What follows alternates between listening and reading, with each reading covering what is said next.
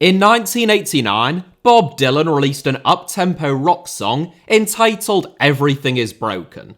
The song is about social decay and Dylan's despondency with the state of the world, but it could just as easily have been about the Sky Bet Championship in 2023, if it wasn't written in 1989. The championship is often heralded as being the most entertaining and unpredictable league in English football, and the highest standard of second-tier football to be found anywhere in the world. That is almost certainly true, and it should be, given that the finances of no other second tier come even remotely close to it, but it only tells half the story. For all of the thrills, spills, and the promised land of Premier League promotion, and untold riches that await 3 lucky teams each season, the Championship is in fact a bizarre house of cards which could collapse at any minute. The league, as a whole, across all 24 clubs, is technically insolvent. That is to say that the total debt of the 24 teams in the division outweighs the combined value of all of their assets.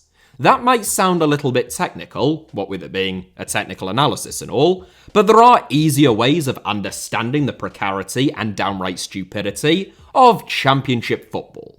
Over the last decade, up to the last set of complete published accounts in the 2020-21 season, Championship clubs lost a combined total of £2.96 billion. That's enough money to buy 10 Newcastle Uniteds, almost 100 King Power stadiums, or 4 Rishi Sunaks and Akshata Murthys. Welcome to Normal Island. What's more, those losses are rising season upon season, with the last 2 seasons with published accounts, partially impacted by COVID, accounting for almost £1 billion of losses alone. In the 2020-21 season, according to data and findings by football finance guru and friend of the channel Kieran Maguire, Championship clubs lost, on average, £476,000 a week per club. That's insane. I know it is, Mark. Though the finances of the Premier League are ludicrous, obscene, and quite frankly unimaginable to anyone who isn't a lizard, they are actually, justified would be an odd way of putting it, but relatively proportionate to the enormous amount of money that the league and its clubs generate through broadcast, commercial, and matchday revenue. The same is not true of the Championship, not even close, which faces intense downward pressure from the Premier League and often pays salaries like Premier League clubs, but has revenue which is much closer to those in League One. It's for that reason that the EFL is currently lobbying the Premier League and will soon get some concessions on greater redistribution from English football's outrageously rich top flight towards its outrageously indebted and stupid second tier. But without further regulation, history tells us that money will only be directed to players and agents in the mindless pursuit of reaching the Premier League. So, as the Championship season kicks off, most likely in style and with a bang, it is, don't get me wrong, an absolutely joyous league to watch and follow, I wanted to take a little look at the, I think, tacitly understood but very rarely fully discussed or properly diagnosed insanity of the Sky Bet Championship, the cash hemorrhaging clubs within it, the crude and arguably deeply unfair way in which parachute payments distort competition, and whether the whole thing is just some kind of mad castle built out of sand that is just waiting to come crumbling down. If you ask most people what they love about the Championship, and it is, I think, a much more loved institution in the eyes of the English public than even the Premier League, the first thing that they typically point to is the unpredictability of it. Going into any given season, there are probably 10 or 12 teams who think that they can get promoted, 10 or 12 who know that they could go down, and then there is Bristol City and Preston North End. That is true to a certain extent, but there are some pretty significant caveats. The Championship is extremely unpredictable, if you compare it with the Premier League, which is incredibly predictable. The rich 6, arguably now the rich 7 with Newcastle United, almost all finish within the top 8 each season, other than Chelsea repeatedly stepping on rakes last season. And, for the last half-decade at least, invariably, Manchester City end up winning the league. Compared with that, the Championship is a socialist utopia of equals, and each season is as unpredictable as taking a car journey with Caitlyn Jenner. In recent years, though, as parachute payments have continued to increase, there is a bit of a theme starting to emerge. Back in 2010, when Burnley, Hull City and Portsmouth were relegated from the Premier League, they received parachute payments of £10 million each. Still a significant chunk of change by Championship standards, but nowhere near enough to even pay off the crippling debts that Hull and Portsmouth had managed to accumulate during their time in the top flight. The following year, Burnley finished 8th in the Championship, Hull finished 11th, and Portsmouth finished 16th. None were promoted the season after that either, while still in receipt of parachute payments, and Pompey were relegated to League One. In the 2019-20 season, by contrast, so exactly 10 years on, when Bournemouth, Watford and Norwich City were relegated from the Premier League, parachute payments had ballooned to over £40 million in the first season following relegation. Watford and Norwich won automatic promotion the following season, with 91 and 97 points apiece in the Championship. Meanwhile, Bournemouth finished 6th and lost in the playoffs. The following season, Bournemouth won automatic promotion as Championship runners-up with 88 points. That is just 2 seasons, 10 years apart, but across the board, yo-yoing has never been such a common occurrence. Of last season's 3 promoted clubs, Burnley, Sheffield United and Luton Town, only Luton hadn't been recently relegated from the Premier League and weren't in receipt of parachute payments. The season before that, it was 2 out of 3 again, this time with Nottingham Forest as the sole exception, alongside Fulham and Bournemouth. The year before that, it was the same story, with Brentford the outliers that time around, who won promotion via the playoffs. Meanwhile, Norwich City and Watford continued the rapidly emerging trend. Going into this season, at the time of this recording before a ball has been kicked, Leicester City, Leeds United and Southampton, the 3 teams relegated from the Premier League last season, are the 3 firm favourites to win promotion from the Championship at the first attempt. I'm not in the business of making predictions, and I doubt that all 3 will make an immediate return, but 2 out of 3 wouldn't be at all surprising. Quite possibly via automatic promotion, with the one exception only missing out because of the supposed lottery of the playoffs. Perhaps, however, it will take a hat-trick of relegated clubs immediately regaining their Premier League status for the issue of parachute payments to go from the boardroom of the EFL and Championship clubs' executives, and for it to really strike a chord with fans. For now, the odd Luton Town or Brentford appears to be enough to convince people that Dylan was wrong and everything is not broken. Or not yet, at least. The principle of parachute or solidarity payments would appear to make some sense.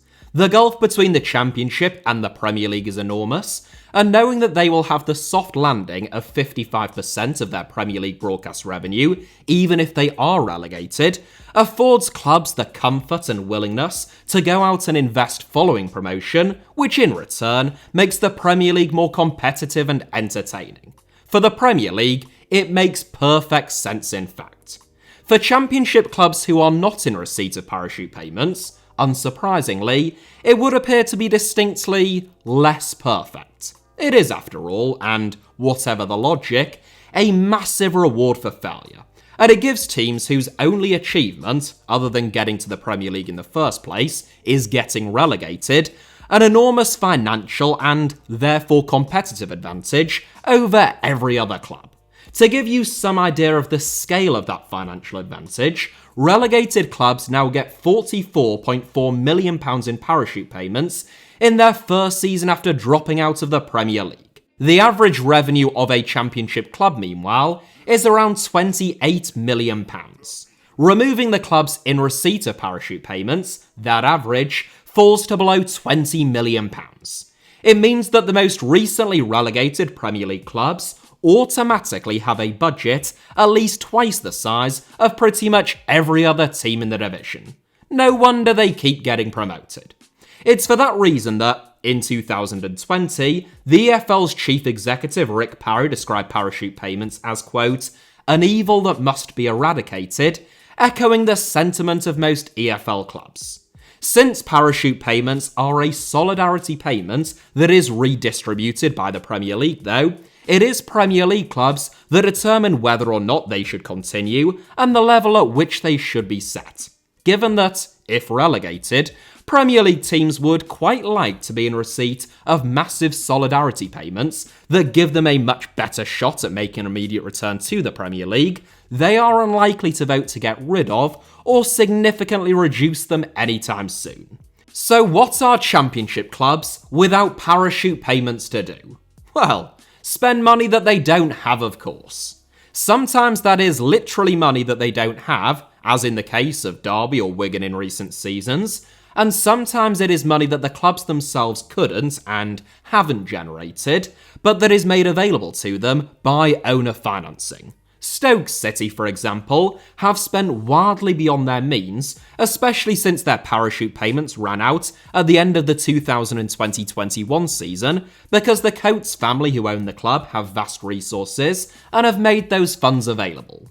Even in those instances, though, and where you can perhaps inflate revenues somewhat through sponsorship deals from those close to the club, though for legal reasons I must stress that I am absolutely not suggesting that is what Stoke or any other specific and litigious clubs might have done, the Championship, just like the Premier League, does limit the amount of money that its clubs are allowed to lose over any given 3-year period.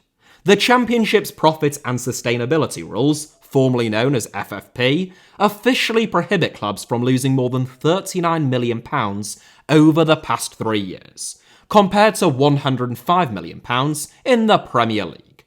Those rules have proved to be scant deterrent for Championship clubs though, who have, in most cases, either gambled on promotion and hit the jackpot, therefore dodging any significant EFL charges, or indeed any at all, or, and all too often, gambled and not hit the jackpot, and ended up the proverbial creek without any arms, let alone a paddle. Last season, 2 out of the 3 teams relegated from the Championship were hit with points deductions. Wigan Athletic were docked 3 points, meanwhile Reading was stripped of 6. It marked the 5th successive season in which at least one Championship club has been imposed with a points deduction. You probably don't need me to tell you this, but that is not the sign of a healthy football division. In almost any given season, there are a handful of Championship clubs mired in a series of crises, some of which either appear to be, or actually end up, proving to be existential. Derby County came perilously close to extinction. West Brom's most recent set of accounts spoke of a material uncertainty surrounding the future of the club. And just a year before Aston Villa returned to the Premier League under new owners, HMRC threatened them with a winding up order. Those are just 3 examples of 3 big clubs with big fan bases and extensive top-flight traditions, which have all very nearly been dealt a final blow while competing in the Championship. It is worth taking a look at the Championship table ahead of the upcoming season and asking yourselves, which of those teams would be in serious trouble if they didn't win promotion this season? There are at least a handful, yet only 3 of them can win promotion, as is the case every season. On average, including teams with parachute payments, Championship clubs spend 125% of their revenue on wages alone. No, you heard that right. For every £1 that a Championship club generates, on average, they spend £1.25 on payroll staff and players. That's not far off double the wage to turnover ratio in the Premier League, where clubs, on average, spend a still astronomical but more sustainable 71% of their turnover on wages. Some Championship clubs in recent years have spent more than 200% of their revenue on wages, literally a 2-to-1 ratio, and some have average losses of more than £1 million a week over the course of a season. That's enough money to convince Jordan Henderson to sell his soul to the devil. It's little wonder, therefore, that Championship clubs are constantly in trouble with the EFL, HMRC, or, when things get really bad, their own players owing to an inability to pay them. When football clubs sell their own stadiums, which is often their most valuable and almost always their most crucial asset, as has happened in the Championship with Derby County, Aston Villa, Sheffield Wednesday, Birmingham City and Reading, that ought not be viewed as a clever accounting trick, even if it has so far turned out like that for at least one of those clubs, but as a sign of the sickness of the division as a whole. If you saw a man gamble his house at the roulette wheel in a casino, whether the ball landed on red or black, you'd probably assume that man had a problem and needed help, not to keep gambling until his number comes up. Well, Championship clubs are problem gamblers, ironically, given that so many of them are sponsored by and even owned by gambling firms in Stoke's case, but their habit is only getting worse and the consequences more severe. You might ask, quite reasonably, why they don't just stop being so reckless and spend within their means. You wouldn't be the first to make that point. But the reality is that every team isn't just going to curb the excesses of their spending of their own volition. The stakes are simply too high. Premier League football and an actual route to financial security is at stake here. There will always be clubs willing to push the envelope a little bit further and take just that slight extra risk in order to realise their goals. And when they do, the teams in and around them tend to follow suit, creating a vicious circle. And given the parachute payments paid out to recently relegated clubs, financial restraint would only result in an even less competitive and more uneven division.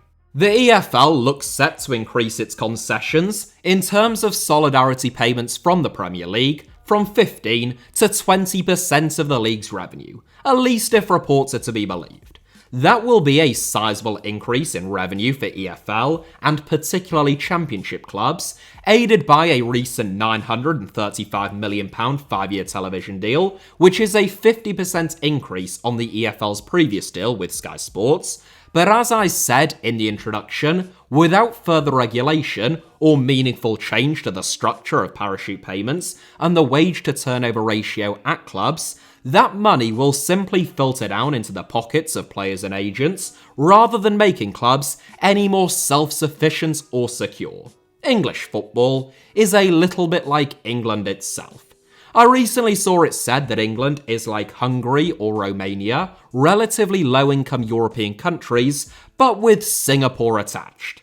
London is Singapore, and the Premier League is English football's City of London. Whilst it continues to flourish with ever more obscene finances, the rest of the country is like a decaying corpse. Well, the Championship is English football's decaying corpse. Where the analogy falls down is that, unlike most of England, the Championship doesn't appear to be a decaying corpse, at least at first glance. It isn't a dead high street with no functioning public transport or decent jobs. It is packed out stadiums, highly paid players, and a wonderfully entertaining product. But in some ways, it's all just a facade. The crowds are real, but the stadium has been sold to avoid profit and sustainability sanctions, or remortgaged to cover operational expenses. The players are being paid more than the clubs can ever afford, and for the vast majority of teams, turmoil is just one wrong turn or slice of misfortune away, or has already arrived. You might be thinking, well, I still love the Championship, and I do too. But the things that we love about it, predominantly the atmospheres, away days, excitement, competition, and unpredictability, none of those are because of the distorted finances, reckless spending, and loss of all reality in the league at boardroom level. In fact, they would all be heightened by better governance and regulation, especially the excitement, competition, and unpredictability, if the league became a more level playing field. The worst excesses of unfairness inflicted by parachute payments were curbed, and fans could concern themselves solely with performances and results on the pitch rather than those off it, and having to worry about points deductions and not having a team to support in a year, 2 years, or 5 years' time. Maybe that is the aspect that some fans find fun. Will my team exist next season? But I've never met one, and that really would be a damning indictment of the sickness of the division. There will be those of you, I can just feel it, after I mention those clubs who bucked the trend of winning promotion without parachute payments and claim that teams couldn't hope to compete without spending beyond their means, who will have been internally screaming, what about those clubs then? So, very briefly, let's take a look at them. The only team promoted without parachute payments in the 2018-19 season was Sheffield United, who massively overachieved under Chris Wilder, securing automatic promotion to the Premier League just 2 years after the club had been in League One. Finishing above clubs with much bigger budgets like Aston Villa and West Brom was rightly heralded as a sensational achievement, and one which had been achieved without ever breaking the bank. In a championship context, that is all true. But one look at Sheffield United's accounts that season paints a slightly different picture.